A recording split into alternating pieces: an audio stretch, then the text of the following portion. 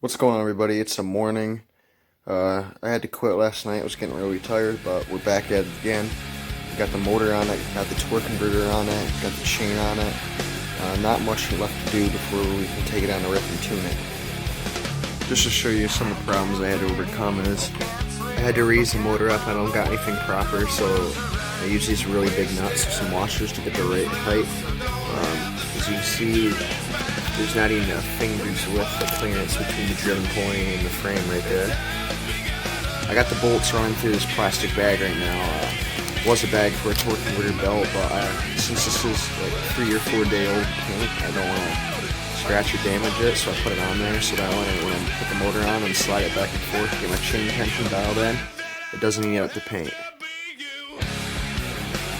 I had the motor tightened down to begin with, but I had to loosen it because the chain, I was trying to skip teeth at the bottom here.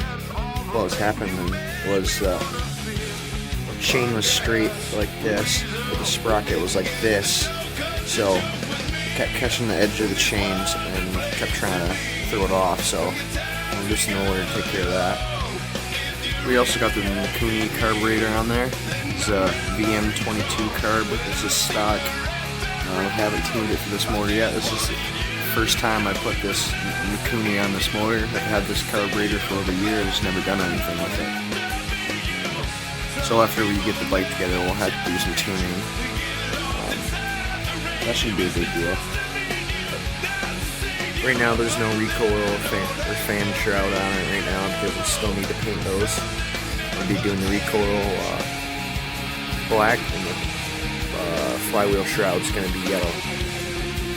I'm running a red spring in my torque converter, and in this position right here, I drilled 2 extra holes in it just to get a little bit more adjustment out of it. For the driver pulley, I'm running a stock Comet 30 series clone, and it's got a stock zinc die-cast weight set with a 3600 stall spring. I'm also going to have to check my valve lash again because the compression release is getting hard to use. And when I was setting this motor up, I accidentally dripped some gas on the valve cover and it ate the paint off it. So I'm going to be swapping to a Coleman valve cover on it. That's a lot nicer. Chrome is going to look good on it.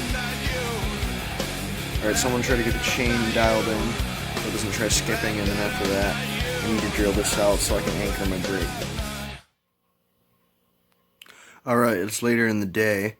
I got the whole bike put together. It turned out to be a bitch getting the gas tank in there with the motor on it. I ended up having to pull the motor off it to put the gas tank off it.